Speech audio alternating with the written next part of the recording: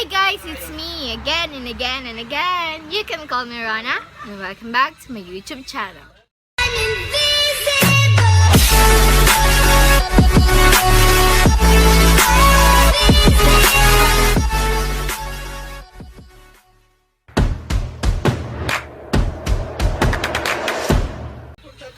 For today's video, we will be doing a tutorial like content, and our content for today is how to cook spicy and crispy buffalo wings. Wala palang wings. Wala pala kaming nabiling wings, so drumstick ang nabili namin. So, how to cook spicy and crispy chicken legs. So without further ado, let's go! Always remember to wash your hands before anything else. Let's begin. First step, let's prepare the ingredients. Spicy and crispy chicken ingredients. 1 kilo chicken drumstick. You can slice it into 3 cloves minced garlic, 1 1/2 teaspoon of salt, 1 1/2 teaspoon of pepper, 3 tablespoon calamansi juice, cooking oil for frying, amount may vary, cornstarch for coating the chicken, and you can also add flour.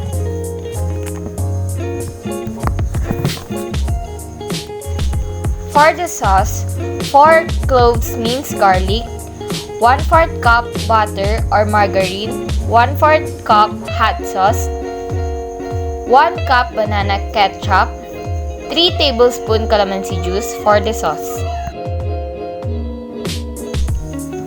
For marinade, pour the calamansi juice in the chicken, add the salt, pepper,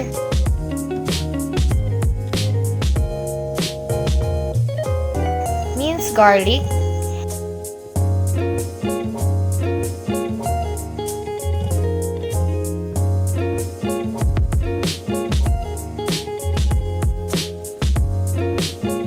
mix well,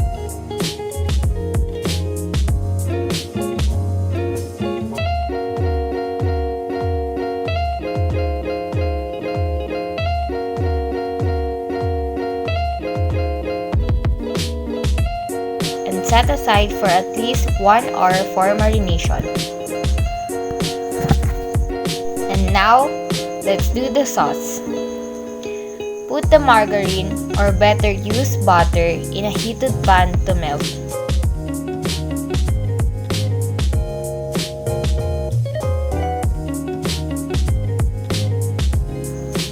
Add the minced garlic and onion,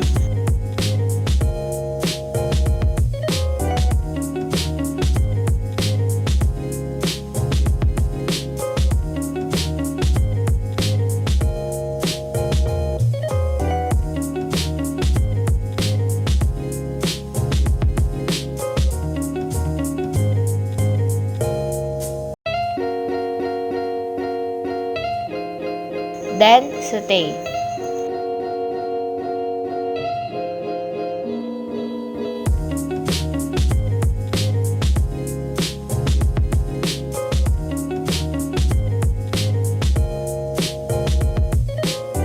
Then add some calamansi juice and stir.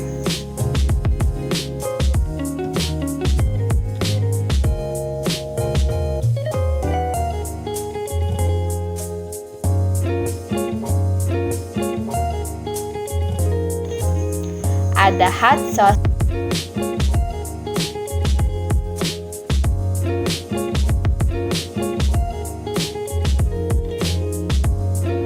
and banana catsup,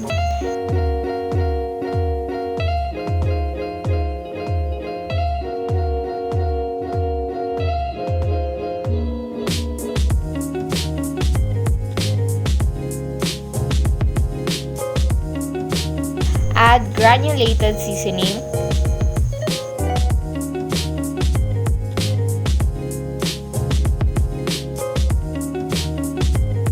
mix well and simmer for a few seconds.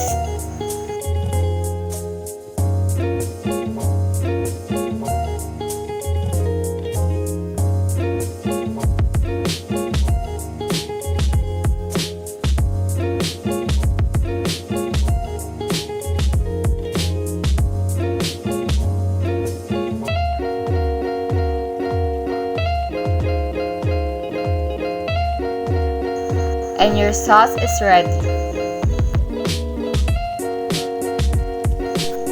For coating, ready your Tupperware or container, cornstarch, and also you can use flour and the marinated chicken.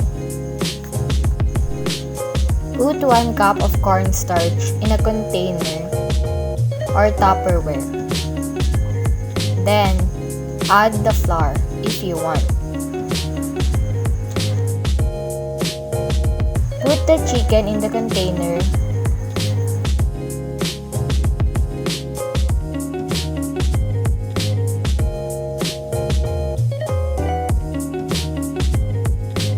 Just put pieces that is just enough in the container. Close the container and shake it. Brought to you by Selecta. Chars. After shaking, remove the coated chicken legs from the container and do the same procedure on the rest of the chicken. Let's start frying the chicken drumstick. Heat the pan and pour cooking oil on it.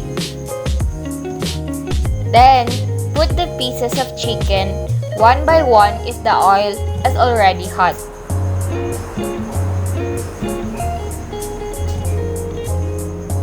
Fry the chicken until it becomes golden brown. 5 or more minutes.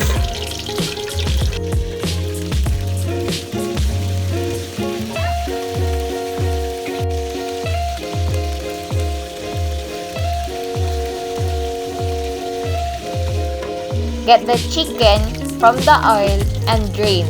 You can use a strainer or colander.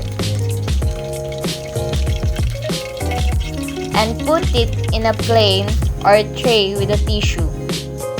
What is the use of tissue? Tissue can absorb oil from the chicken.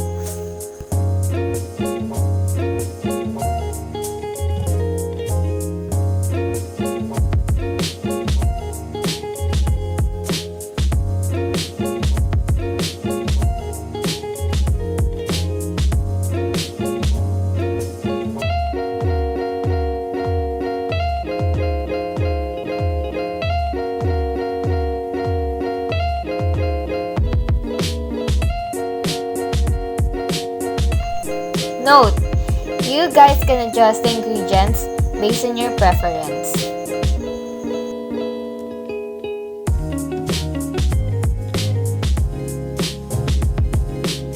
Combine the fried chicken and the sauce.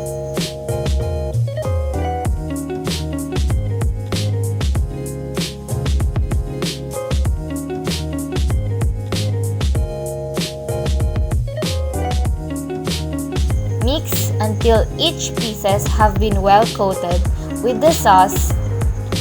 You can still add hot sauce or catsup if you feel that sauce is not enough for the chicken.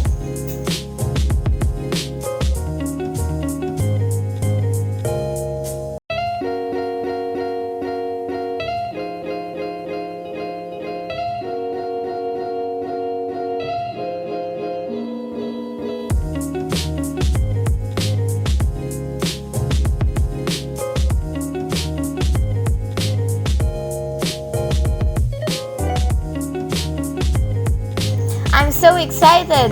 Do the plating and serve it!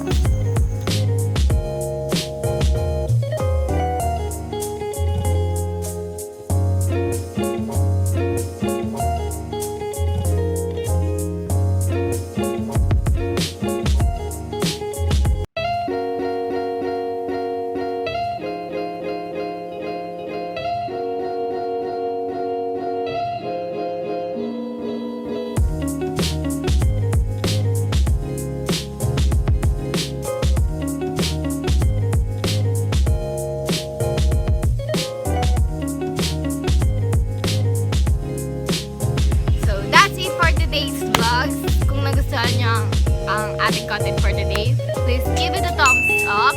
And don't forget to like, share, and subscribe to my YouTube channel. And see you on our next vlog. Bye!